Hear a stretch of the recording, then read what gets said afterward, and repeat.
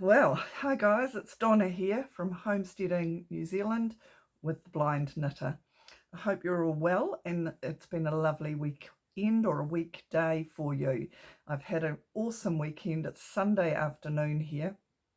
I've been very, very constructive and I just love it on a Sunday when I can take a deep breath and say, yeah, I'm ready for the week and ready for Sunday night dinner, and it's been great. So what did I do? Friday I worked all day in town. So usually I work from home, but I worked in town this Friday. It's me comfortable. What have I got behind me? Oh, I know what that is.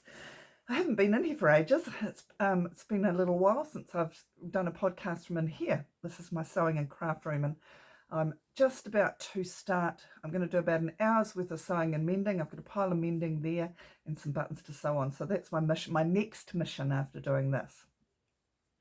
So yes, anyway, it's been a really good weekend, mainly because the weather has been not too hot, but fine. And so it's meant that I've been able to get out and sort of do stuff.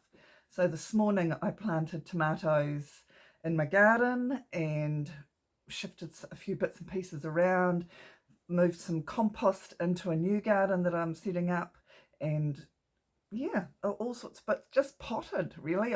My broad beans are broad beaning, so I picked broad beans, so I've got those to do tonight. I've got two things to do tonight. So buttons on a few garments that have lost their buttons. They're sitting on my chair in the lounge ready to do, and I have a roast chook that I'm going to put in very shortly after this. All my veggies are prepped for the week. So Mr. Farmer went to the grocery shop yesterday, and that's exactly what we want to talk about today. I'm going to talk about the psychology of supermarkets and how they draw us in to spend money. So sit back and relax, like me, get your comfy seat. It's Sunday, late Sunday afternoon, so I've got a glass of wine because I've earned it. I've done, as I said, done heaps. So cheers. Almost becoming a bit like Knit Sip Happy. This is an interesting one. I've got these socks that I knit ages and actually probably years ago, maybe 3 years ago, and they're a DK sock. They're a rib, and I've lived in them, absolutely lived in them. It's a wool that I dyed myself at a fun wool class. So I dyed the wool myself just for fun, and it was DK, and I thought, I'll just knit a pair of socks with it. Never even considered that it didn't have any nylon in it, and I thought, oh well, it'll be what it'll be. So I have worn these for about 3 years, and for all intents and purposes, no nylon in them. This one's done really well. Look, it's just, you can see it's well worn, and there's no holes or anything like that. And so I washed them the other day, brought them out from the washing machine. I was going to put my hand in them to turn them through, and my hand went right through the heel. It's almost like something has eaten such a big hole, so the heel has blown out. I suppose it could be mendable, but I think what will happen is, unless I do good old-fashioned darning, which my site just doesn't cope with now, I will compost these because they're pure wool, so they will be compostable, and I'm going to make myself some more because DK socks are the bee's knees. They're easier to knit, faster to knit, really comfortable. I don't wear slippers because I need to feel the ground under my feet in the house so that I know what surface I'm on, and whereabouts in the house I am with my site challenges. It's a great way for me to sense what's in front of me. I suppose it's another way of I've had to use all of my senses in different ways. So I could mend it. Don't know. My gut feeling is no, because it's a whopping great hole. It really is. I can put my whole hand in it. So yeah, I can fit my hand through it. I think it's beyond it. So they will get composted, and because I can, and I will knit myself some more. So that's on my to-do list, because I need a to-do list. Oh, do I need a to-do list? No. Anyway, where was it at? So last time we met, which I made homemade 2-minute noodles, and it was a new recipe that I hadn't tried before, and so I was a little worried about what they tasted like, and so I was tasting them along the way, and you can look back. It was my last one, so you can look back on that if you want. But super yummy. And Mr. Farmer also is quite, is he fussy or is he particular? Probably particular, and he knows what he likes taste wise, and he doesn't like to sort of expand his horizons. So I left them out on the bench for him to try when he got home, and I got the big thumbs up for both of them. It was actually more, last I used vermicelli to do the 2-minute noodles, and this time I used pre-cooked rice that I dehydrated, and it is actually more of a soup rather than a 2-minute noodle, so it's like a cup of soup. So it was very much a beef or a chicken flavoured cup of soup, but big tick, happy with those, and haven't had any yet, but I will. Summer, not a cup of soup fan in the summer, so I think what I'm going to do is get some vermicelli and add it into them and have them as 2-minute noodles, just for a quick, easy, lazy lunch type thing at work or at home in the weekends. So yeah, got a big tick for those. So if you want to follow those, you are welcome to have a look back on those. So that was the first thing, the socks, and then that, and then what else was I going to talk about? I still haven't done. I'm in my craft sewing / work office, and I still haven't done that pile on my ironing board beside me, and that's my mission today after this constructive weekend. It's great. The psychology of supermarkets. So let's get comfortable and let's talk about this, because our budget is getting tighter. We're still in a very precarious position in New Zealand and around the world financially, and there is a lot of people out there, vulnerable people, that are really starting to feel an incredible pinch. There's a lot of people that are coping okay, and I was talking to another social worker about it recently. So there are people that very lower socioeconomic beneficiaries, etc. You know, their life is tough, full stop. And so changes like what's happening at the moment, they kind of can get through. You know, in some ways it's like this is just day-to-day stuff for them, and they just get on with it. It's another big financial stress on top of another, and they're kind of getting through with it. Some of them aren't. But we're finding in the social work world and in the care world is the people in that middle echelon, the people that are sort of the working poor, we're starting to call them now. It's the people that are two incomes, mum and dad, or mum and mum, or dad and dad, a couple with kids that are, working hard, and they are still struggling and trying to, not being able to get their financial bills met. So we are finding that area of people are really increasing, but also they are not coping because they're not used to it. All of a sudden it's a major shock, and quite frankly it's quite hard to go from just having disposable income and knowing you've paid your bills to all of a sudden going, gosh, how are we going to pay the mortgage this month? And so they're not coping. So we are now working a lot more with the working poor, which is a real worry. And so I thought today I'd talk about supermarkets, because even if we sit down and work out a budget, and we put down, we have to pay the power, right? If we don't have power, we can't cook. We have to pay the rent or the mortgage. That's just a given. So those are two things that we absolutely can't do without: power and mortgage / rent. And then after that, we start getting the ones that, if you work, you have to have a vehicle, or you have to have some form of way of getting to work. So you've got to have an income for a transport. You have to have the ability to be able to feed your children, to get to school, etc. So then you start getting to you have to cut things that you can't. It's just to cut the budget. So once you've started cutting all of those disposable income things, like crafts and arts and hobby stuff and all of those things that can be put down. Gosh, if I decided not to spend any more money on crafts and arts, I'd still be able to do crafts and arts for years. What do they call it?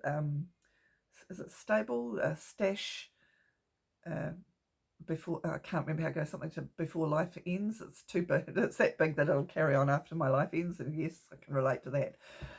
But so people are, once they've done that, and then if the pinch gets even worse, there is a lot of people in the country and in the world that are losing their jobs. We have had to, I'm still holding my wine. Oh, that's a lovely little Pinot. There's a lot of people that are having to, a lot of businesses that are, every night on the news we hear of businesses that are shutting and laying off staff and really tightening the belt, and myself as one, as a business, I've had to do it. It's incredibly hard to do from an employer perspective, because you don't like losing good staff, and if you haven't got the money, you just can't employ them. So you have to either restructure or change things, and say goodbye to good staff, which I personally have had to do of recent, and I know there's a lot of businesses that have. And from an employee perspective, it often comes as a like, whoa, I just don't know how I'm going to cope. So yeah, that's what's happening in our planet at the moment, on our planet at the moment, and in our world at the moment, and in my social work world at the moment. These are the people that I'm having to support. Now, as I said, I often take workshops. I've taken workshops all my life, education workshops. And so we, in order to do those, you want to make sure you've got the right statistics, the right information, the right knowledge, and you're actually giving people the correct information. So one of our workshops that we run, or one of the workshops that I run, is called Living Life in Fullness Every Day, LLIFE, and I'm going to be running one shortly. If anyone's in the area, in my area, Wairarapa, you're welcome to make contact with me. And Motuoru Development Services is my business. Anyway, it's not a plug. I wasn't doing this for a plug. But one of the subjects in it is the psychology of supermarkets, because stress is probably the biggest killer. And if we can remove some stress by having some knowledge and some power and control about things that we're really struggling with, it can make a big difference. And one of them is the supermarket. So 9 times out of 10, when we are in a very tight budget, the one thing that we can play with and or go smaller with, or the one thing that we have no choice that we have to play with and make smaller, is our food intake, our grocery bill. Obviously, I'm a veggie gardener. I love that. That's kind of my supermarket is out in the veggie garden. But it's change of seasons at the moment, so I'm planting my new stuff for summer, and I've wintered down, so I haven't got a lot in there at the moment. So we're having to buy some veggies and that, and we're big fruit and veggie eaters here. Mr. Farmer and I eat a lot of meat, vegetables and fruit. It's just something we've always done. So supermarkets, they employ psychologists to plan how to set up a supermarket to sell produce. Of course, supermarkets are there to make money. They can be as benevolent as they like in the community, with giving, with donations and all of those sorts of things, which is wonderful. But the reality is, Kenzie just walked in. Hey, Kenzie. The reality is they're there to make money. Who can blame them? They're a business. That's what they need to be doing. So they employ psychologists to help them set up and plan how their supermarkets are set up so that people will spend money. And of course, when we had a more favourable time on the planet where we could go to the supermarket and not worry too much about how much we're spending, could put things in without too much thought at the other end of what was going to tick up on that bill. At the other end, you're watching all these producers going through and you go, oh, how much is it going to be? Am I going to be able to afford it? And does Johnny have to go out with their new shoes because I've had to spend too much money on food? So there was a time when we were able to do that. Generally, there's always been people that have struggled, but generally, we've been able to do, not we as a community have been able to do that, but now we can't. And so I believe that understanding how the psychology of supermarkets and how they can get you to spend money will make a huge difference to you and your budget. So what we're going to do, I'll just get myself comfortable because I don't feel very comfortable. I'm not sure why. I do feel a bit physically tired because I've been shoveling compost from one bin to another, and we're going to talk about a supermarket. So what I want you to do is I want you to think about the supermarket that you shop in. Really, so go with the flow with me. So when you're thinking about your supermarket, the first thing you do when you walk into your supermarket is you grab a trolley. Now, one of the first psychological tricks, I won't say trap, but tricks, is if they have very, very big trolleys, huge trolleys. And so once you start getting around and putting one or two things in it, you start feeling like, oh gosh, I'm not getting much stuff. So you feel you can fill it more because you've got more room in that trolley. So that's number one, is the trolleys are designed to make you feel like you're not getting a lot for what you're getting and you can fill more in it. Number one. Number two is, right, so you start walking into the supermarket now. So imagine it in your head. You've got your trolley in your hand, you start walking into the supermarket. Right, the first thing that you notice is it is dark. There's no windows, very few windows. There are, of course, exceptions to the rule, but very few windows. So they don't want you to consider your time. They don't want you to think, I've got half an hour, let's get the grocery shopping done in that half hour and get out. They want you to forget about what the time is.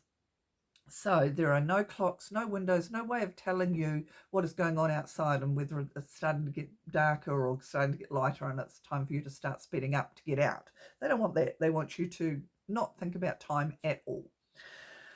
Then, in a lot of supermarkets, well, I don't know, one of my supermarkets doesn't, but the others do. They have music on loop. So they have music playing, often Christmas music at November, December, January, or January, not January, but November, December, but they do have music playing. Now, the music that they play, you're not going to hear AC/DC or Metallica in there. You're going to hear very mellow, what I would call elevator music. So a very calm music. So it starts to calm you down and starts bringing you in, okay, I'm starting to feel a little bit, yep, I can, calmer. So you've got your trolley, you've got your no idea of time, you've got your massive trolley, and you're starting to feel calmer. Then they get you, the next stop is they start getting you with, lotto. They start going, okay, we'll grab you with lotto because that'll say, okay, I've got hope. I need hope. If I only spent $2 and I've got a little bit of hope. So they'll get you into the lotto.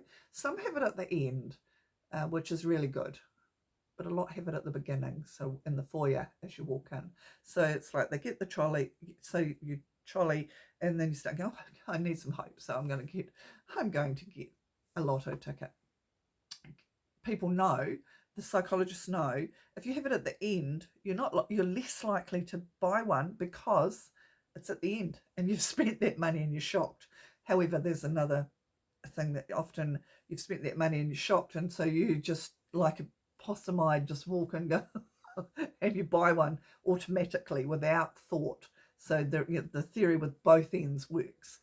So buy your lotto and you start thinking, I've got some hope now. I'm going to win $1 million tonight, so I can get my groceries. Then they have flowers. So before you walk into the actual supermarket, 9 times out of 10 they have a lovely array of beautiful flowers, and you look at them and you go, oh, isn't that lovely? All those beautiful flowers. I could, I really do with a cheering up or something to bring me calm and make me happy and make me smile. And it's like, yep, there's some flowers. Even if you don't buy them, they psychologically put you in a better frame of mind. But often you think, oh, that's right, Auntie Jean has not been well and she'd love some flowers. So get the flowers and you think, yeah, really doing that community social thing. Ka pai. Ka pai is Māori for all good. Good, well done, good. Ka pai. So then you actually start walking into the actual supermarket. Right, so you go through those truck, things to slow you down again. They again, they help you slow down. They don't want you rushing through. It's like, so you've got to get through these barriers, to physical barriers, to slow you down a bit. And the minute you walk in there, you 9 times out of 10 walk into an area that is full, often stacked right up to the ear, full of specials and bargains and buy 2 get 3, pay for 2 get 3, all around us. And what that does, and psychologically what that does, is it overwhelms us.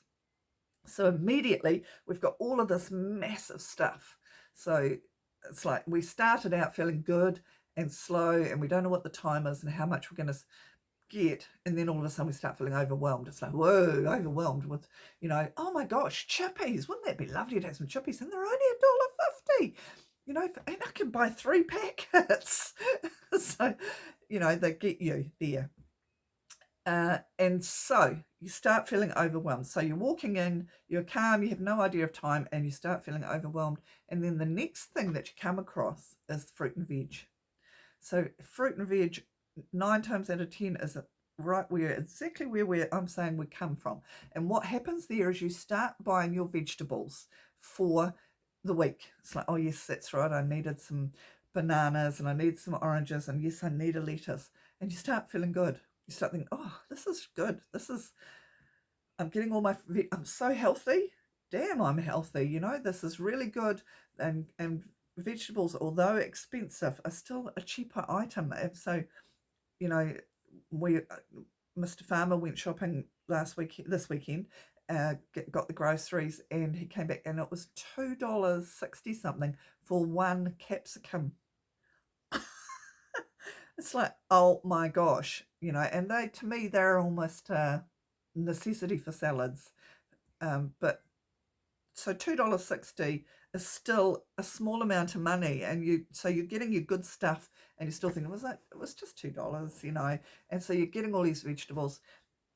Once you get through the vegetable department, you start feeling quite good. You think, damn, I'm healthy. I've got all of these healthy things. So not only are you feeling confused and overwhelmed, but you're starting to feel like you're really taking care of your body and feeling physically healthy. What's next? What's next is meat, which is hugely expensive, and you start getting those bigger prices. But because you have spent so little about a month, you've only spent $2 on it. That one of those items was only $2. Never mind that it was a capsicum and that you're going to eat it in one meal. But yeah, I've only spent $2 on that. Well, that lettuce was only $3. And I feel really healthy. And with health, got to have meat. So you get your meat along the way. Now, the next aisle, the next thing you will come across, not aisle, because this is around the edge of the supermarket, is the delicatessen. Now, how they get you there is with the smell. The smell of a cooked chook and the look of a cream cake will get you. And this is where you start thinking, well, actually, I've done really well. I'm really healthy. I've got my vegetables, and I've got my meat, and I'm super healthy. We can have a treat. So how about a cooked chook for tea tonight? Because I'm going to be knackered. Well, by the time I get home with these groceries and I have put them away and I've got everything sorted and prepped my veggies, which I really try and do as soon as I've got the groceries, and I prep my veggies for the week, I'm going to be knackered. And a cooked chook sounds perfect. And we could have a little treat with that, because that would be really nice, and we'll have a cream cake. So then they start getting you with the things like the croissants and fancy buns and all of those sort of delicatessen stuff.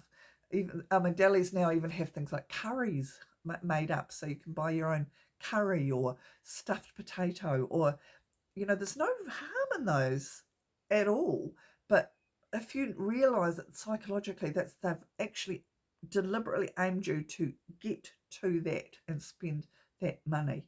When you think about it, a cooked chook is about $15 or $16.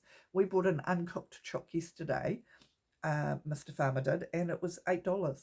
So there's even by the time you're cooking and staff, etc., packaging, There's still a big markup on those. They want you to buy them. So there we are. We've got our trolley. It's, you know, we're feeling overwhelmed. We are feeling good though, and our brain is overwhelmed, but we feel calm. So that's what they want. We're feeling good. Our trolley. We haven't got much in the trolley. We're okay. You know, we haven't got much in this trolley. It's a friggin' big trolley. So remember that. So what's the next thing? The next thing is they start guiding you down the aisles.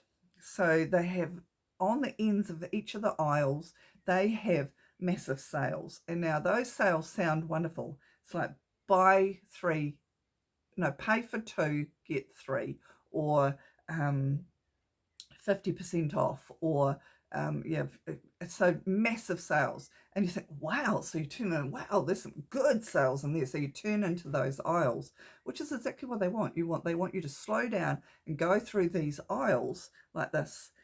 Now, 90% of what's in those aisles, you don't need at all. They are extras. For example, packets of pre-made, exactly what I was saying about my 2-minute noodles. So packets of pre-made things.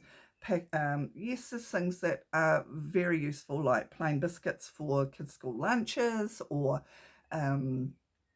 cleaning products. There are things that you do have to have in those, but remember, they're trying to buy you in. Now, the specials on the ends of the aisles, they are sold to companies and they are prime real estate for companies to have these products in. So you're going to find at the ends of those is usually brand names that are very well known and good solid brand names. So for example, over in New Zealand we have Watties. I think over in the UK you probably have Heinz or something. That's an assumption, but it's a more expensive brand, and so they are usually the things that can afford to pay for this prime real estate in supermarkets, and they do. So you may be getting 3 for $5 at the end of the supermarket, but if you have a look in the aisle, you might find a different brand, which is one of their home brands, and it's 6 or 7 for $5. But they also, prime real estate is the shelves at eye height. I always get excited about this. It's something that I'm really passionate about, how they draw you in. So the shelves at eye height are also another prime real estate area for supermarkets. So they will also be your little bit more expensive produce that are companies that are well known and a little bit more expensive produce. But the cheaper brands will be right down the bottom, and the little half-size tins will be at the top. Now that really gets me, that putting small tins of stuff like half-size tins up the top. People that need like elderly or mums with little children, right up the top, they're not going to reach them. So they're going to reach for the bigger tin, because they just can't get up there, and they're not going to fall over in the supermarket. So right down the bottom, who's going to lean down, get on there, down, especially me being a 6-foot albatross, to find the 99-cent tin of something when there's a $3 tin right in front of me. So that's the aisles. They're very positioned for you to spend the money on the most expensive brands who can afford to buy that real estate. So when you go there, there's nothing wrong with, there's certain things that I will not buy the home brands in. Baked beans is a great example for me. I hate baked beans out of the home brand flavour. To me, they are quite different. Mr. Farmer reckons they're exactly the same. Doesn't notice the difference, but I do. I prefer the Watties, or the brand. Not sponsored by anybody, by the way. So I prefer that brand in baked beans. But down the bottom, I don't like those baked beans. That's okay. I'm prepared to budget in other ways to be able to get my $3 you know, whatever one. But there's other things. Quite happy to have the home brand. Home brand usually means that they are made in the same company. They are just made, sometimes they're a little bit more diluted, sometimes they have slightly less salt. You know, in my opinion, they debate that, but I don't. I believe there is a difference in flavour and or texture, or there's more sauce in them, but they still are an absolutely fine product to use. So look down at the bottom, and if you want smaller tins, look up the top. And if you see a dairy elderly woman trying to get up there, give her a hand and say, can I get something down for you? So that's the aisles, and they also want you to walk through them because, of course, you're going to see everything else, feeling overwhelmed. And don't forget you're feeling good that you've bought all your veggies and stuff, so you can afford to have that little chocolate packet of chocolate biscuits or that particularly nice coffee, and you'll put that in because I haven't got much. So the next thing that happens is that you come out the end of the aisles, and then you start getting your things like your milk and bread, which are your absolute, you know, most people want to have some of that milk and bread, and it's sustenance food. And so that you get that, and then you start feeling really good because it's like, oh, you know, I've got my milk and bread now. I'm just about at the end. So what do they do now? Just about at the end. Well, they don't want you to finish, do they? So that's when they start having sample tables or freebies or, you know, chocolate bars or little bits that you're going to spend. You know, you think you're spending $2, but you've actually bought 10 of them because you don't even think about it. You just go, oh, look at that. I haven't had one of those in years. It's only $1. Pop it in your trolley. So they start having sampler tables. Those are purposefully put there to slow you down. They want you to have to look at lots of little things at once, or to stop and try a new sample thing where this lady is selling a new sauce, you know, and she's got the fry pan simmering, and would you like to try, or, you know, would you like to try a wine?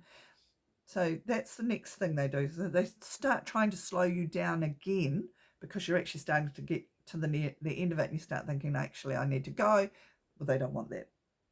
So they start slowing you down. They start making that end bit a little bit more busy, overwhelmed. Lots and lots of little things, lots of things to taste, and you think, oh, that was yummy, I want one of those. I'll have to go back to aisle 3 to get it. So they catch you with that. Then what happens after that is you come to your booze and your alcohol. So that is your last port of call, and, you know, you think, oh, I'm going to be knackered tonight. I've bought my cooked chook, I've got my coleslaw, I just want to sit down with a Pinot Gris. So they get you with your alcohol, because booze is a luxury and booze is expensive. So they want you to feel happy to buy it. They want you to purchase it. So that's exactly what they're doing there. So then you get to the counter, and you, as we know, they've got all of the lollies and magazines and peppermints and chewing gum, all of those little things that you think you just have to have. Oh gosh, I need some chewing gum in my handbag because I haven't got any in there, you know, since 1962. But got to have a packet of PK in my handbag. Oh, the grandkids would love that Snickers bar. Me, and the Woman's Week. Oh, look at the Woman's Weekly. Somebody's, you know, and they always put a person on the front of the paper of the magazines that is controversial, or the most sold picture on a magazine is the royal family. So if they don't have the royal family, they'll have somebody controversial or somebody well known in your community. So then you buy your magazines and your little bits and pieces, and because you've still got room in your trolley, you think, oh, that's all right, I can, you know, shout myself a magazine, without realizing how much you've shouted yourself in the back of the supermarket behind you. So then they get you out real quick. Then they have the grumpy, sorry guys, if you're a beeper babe, if you're a supermarket, oh, what are you called? If you work in a supermarket, it's a good job. It's nothing to be embarrassed about, and I think you worked hard. It's a good, healthy job. But some of you are quite grumpy, and I can understand why, with what you have to put up with, because what you're dealing with are people that get the bill at the end of the at the end of their, once they've been drawn in and spent all this money, and at the end they tallied up, and it's like, holy hell, how much? And you can see it. Well, they actually hide. That's another one. They hide the screen, so they turn it away from you, so you actually can't see all of this adding up. Now, if you start watching that adding up, you will start thinking, oh my God, that's just this stuff. And you'll say, oh, actually, no, just put that back. But they don't want you to do that. So they, have the screen facing away from you, or in a direction that is a bit tricky to watch. So that is the bulk of the things. And then once you're out the other end with your trolley, they just try and get you out real quick. That's a nice, quick way of getting out. You are right by the door. It's like, get out of here. It's almost like they've got their boot going, boom. You've done your bit. Get out. You've got the windows. Oh, it's light. I've got to get home. So, gone. So those are, and there's a lot more, but those are the key ones that really hook you in and really get you to start to spend more than you anticipated. I don't know how many times I've gone in, and probably you too, I thought, I just need milk and bread. And then, $80 later, you're out there going, oh, I spent $80 and all I needed is milk and bread. So how do you do that? All right, well, there's some tricks to be able to wangle that. So let me take a breath, because that was I usually do this workshop in an hour and a half. So I rushed it through. Sorry, but you're getting all the information squished into one bit. So what are the things that you can do to mitigate? Well, firstly, you're not going to be able to do much about how they set supermarkets up. That's top down. So you don't have a lot of control on that. But if there's ever petitions or ever, and I know there's a lot of competition going on now about the different brands of supermarkets, and so spread your shopping over those supermarkets so that there is competition, because competition is good. I know that we tend to go to one supermarket because it's on the way home, or we tend to go because they have a special brand that you like, but if you don't spread the load, then the other supermarkets are going to flounder and they're not going to succeed. And then there's going to be no competition, and that one supermarket is going to be the monopoly. We don't want monopolies, because that's when they've got us.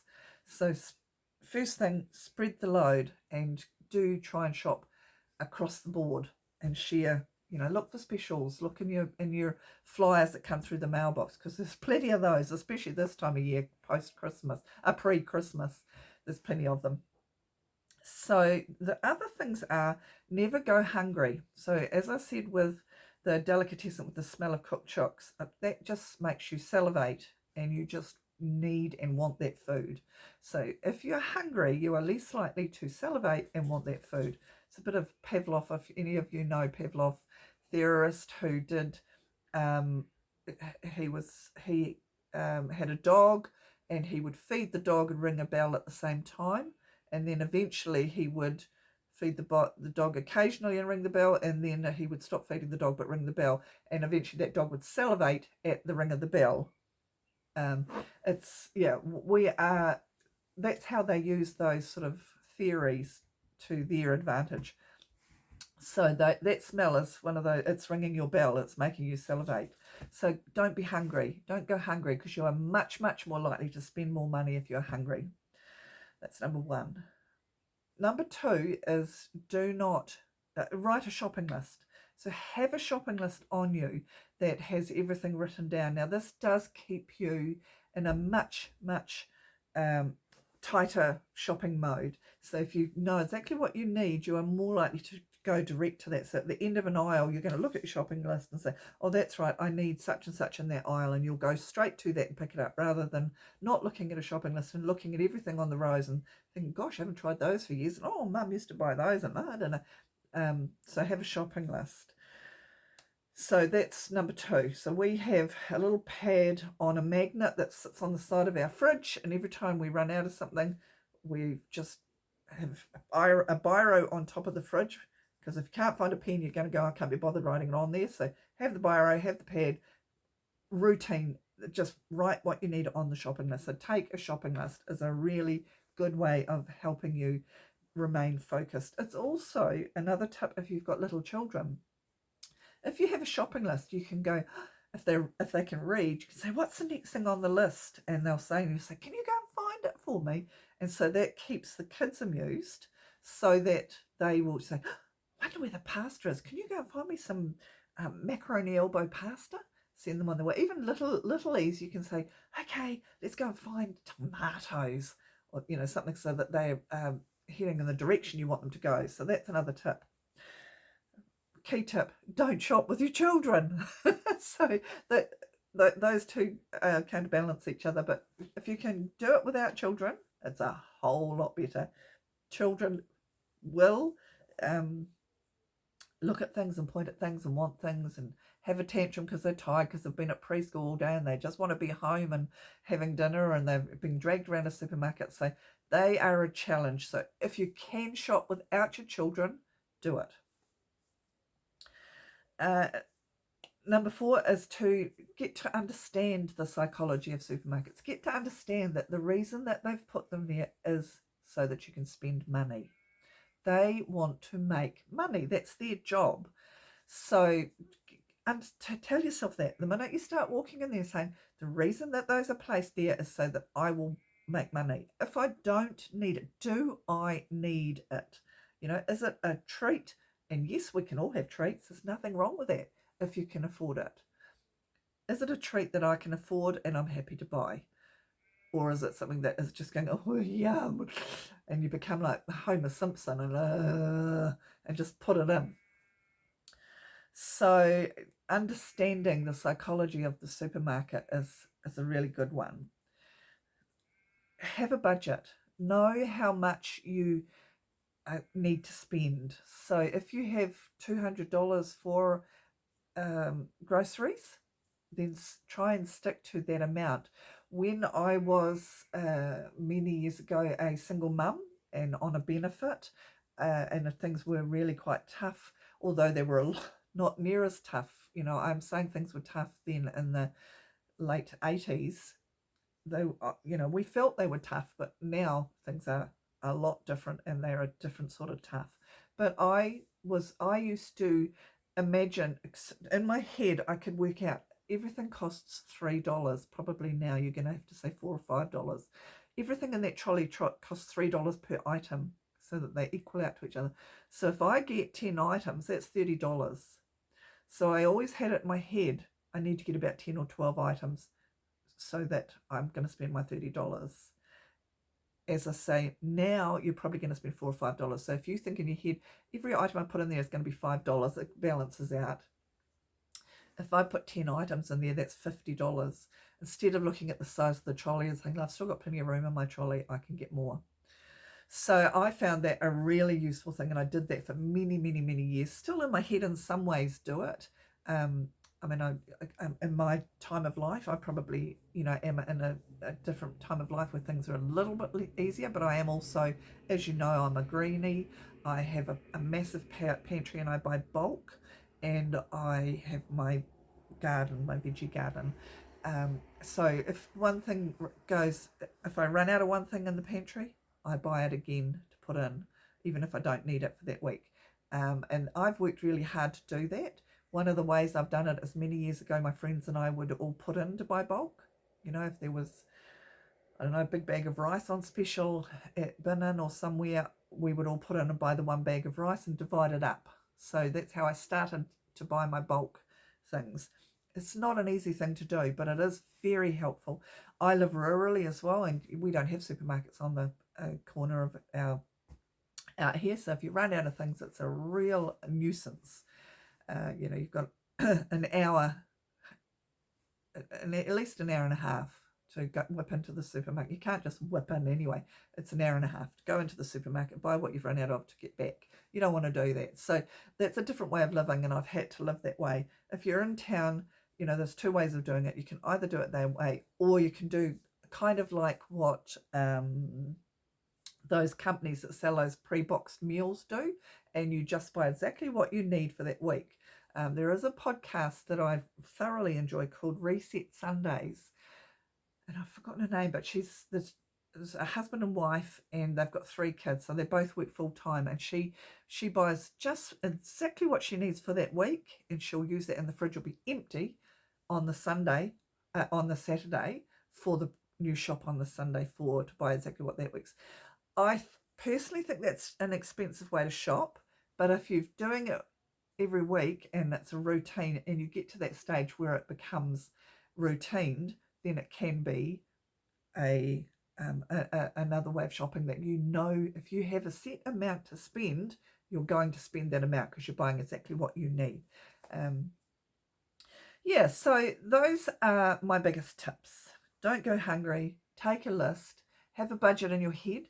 If you can, take cash, because EFTPOS cards, it's like you get there and they put the money through and they say, that's $260, in the back of your head going, but while you're back of your head, you're going like that, you are swiping your card over the pay wave and walking out going, oh my God, how am I going to pay the power bill this week?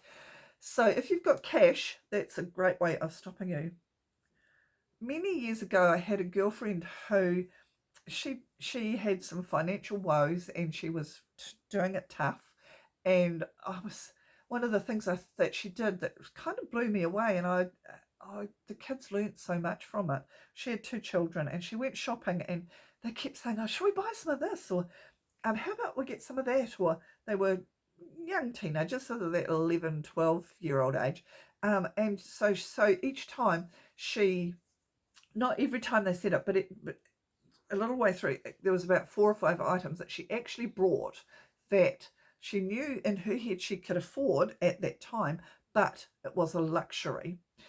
And if she could afford it, it was because she had to take the money out of something else. So when they got to the car, and this is the bit that I find a little questionable, I probably would have done it in the supermarket at the time with the item, but she opened the groceries out and said, okay, you've got such and such to go through to during the week, and that's going to cost me $30. I've just spent that on what you've asked me to buy here.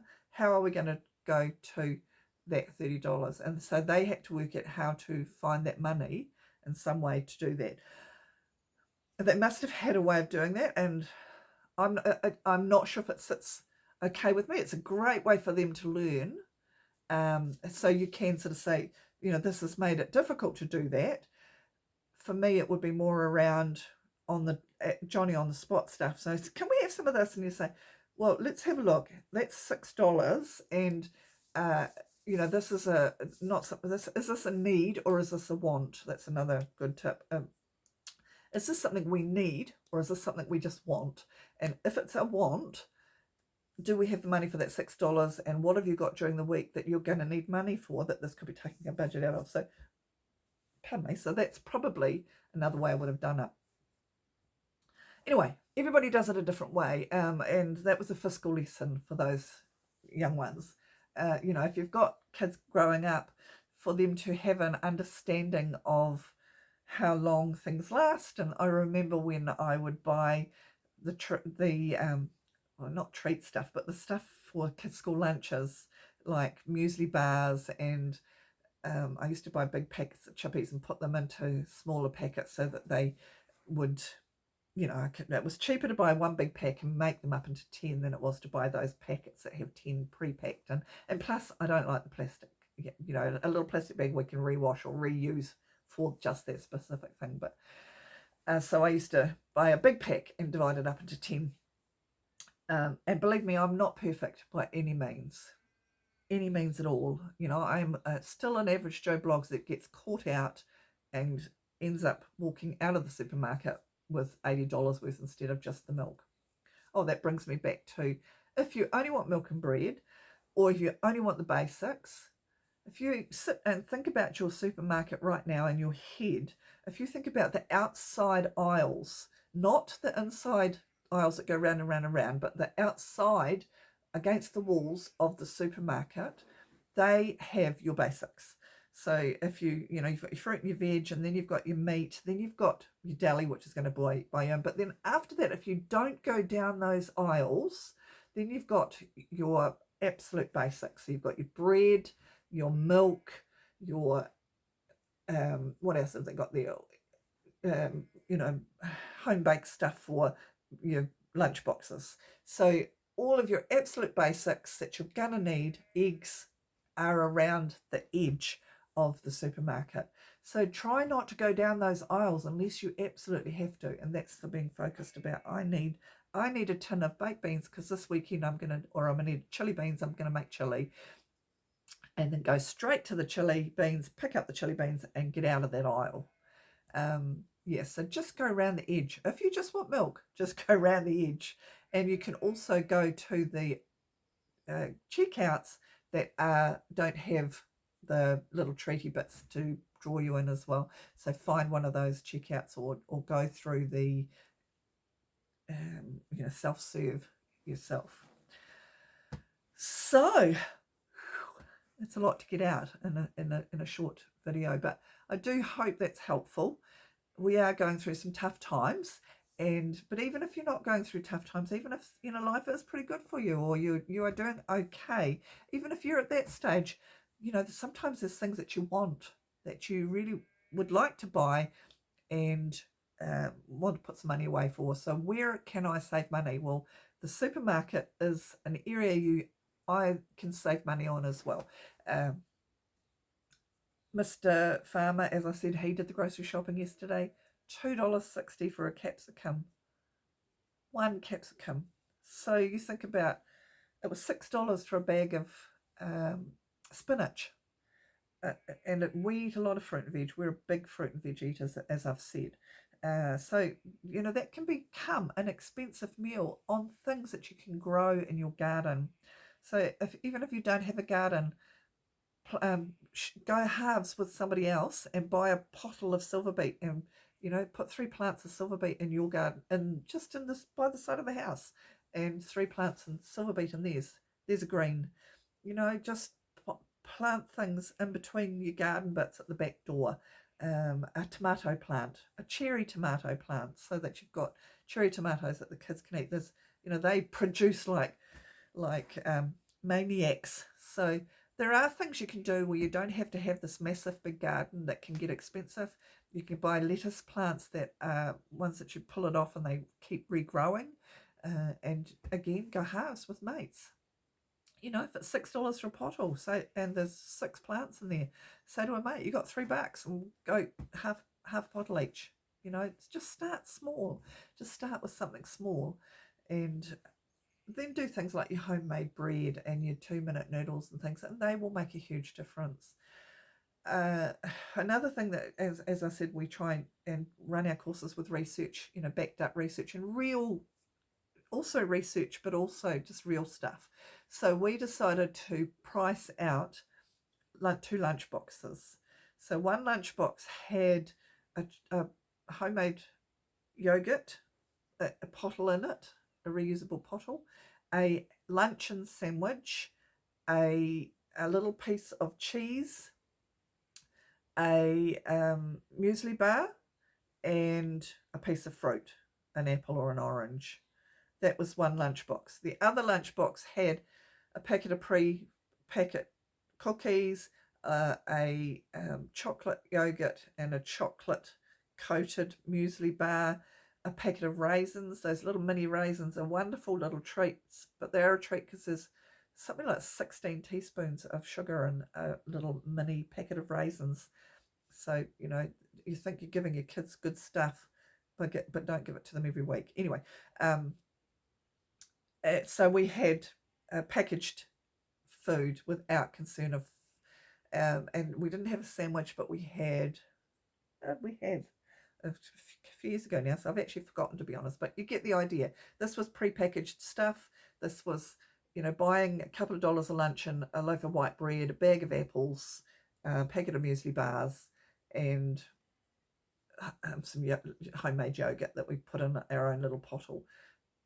And the price difference, and again, I can't remember, I've got it all written down at work, but it was like 1/3 of the price. That was 1/3, that was 2/3 dearer. it blew us away. It was like, come on, guys, why are you buying all this stuff when all the kids need is a lunch and sandwich, an apple, and a muesli bar?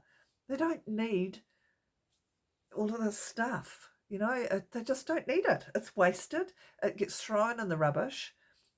And I know I'm a greenie, comes with rubbish, but a lot of schools now have policies around having, I think they call them naked lunches or clean lunches or something, where they just don't have rubbish in them.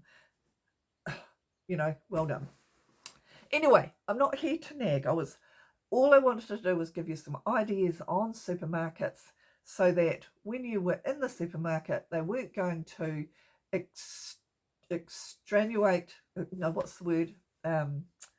extract, that's the word, more money than necessary. So there's hopefully some good tips for you along the way. I've enjoyed chatting with you. I've enjoyed sitting here doing this instead of being in the kitchen. All my kitchen stuff's done. As I said, I'm going to go and throw a chook in the oven very soon, and all my veggies are prepped, so I don't know whether we're having hot veggies or salad. Doesn't matter because I've got both prepped. So I'm just going to throw those in wherever needed, and that's going to be done. And yeah, talk to you next time. Okay, bye for now.